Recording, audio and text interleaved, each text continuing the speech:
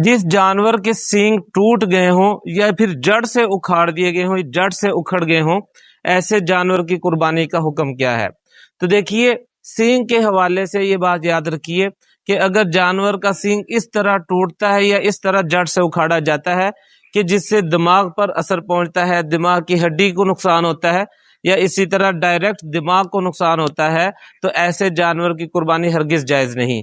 और आम तौर पर जब सींग को जड़ से उखाड़ा जाता है तो इससे दिमाग को नुकसान पहुंचता है या फिर दिमाग की हड्डी को, इसलिए ऐसे जानवर की कुर्बानी को जायज नहीं कहा जाता। और अगर जब सींग दरमियान से टूटे तो इससे चूंकि दिमाग को कोई असर नहीं पहुंचता तो जानवर की कुर्बानी जायज है। बाज़ इलाकों में जानवरों पर यह जुल्म किया जाता है कि खूबसूरती के लिए उनके सींग जड़ से उखाड़ दिए जाते हैं और फिर साल भर के लिए उनको छोड़ दिया जाता है, जिससे जख्म ठीक हो जाता है। ऐसे जानवर की कुर्बानी तो ठीक है, बशर्ते कि दिमाग पर कोई असर बाकी ना रहे, दिमाग बिल्कुल ठीक काम करता हो और कोई जख्म वगैरह बाकी ना हो। और अगर जख्म बाकी है या दिमाग पर असर है तो ऐसे जानवर की कुर्बानी ठीक नहीं होगी।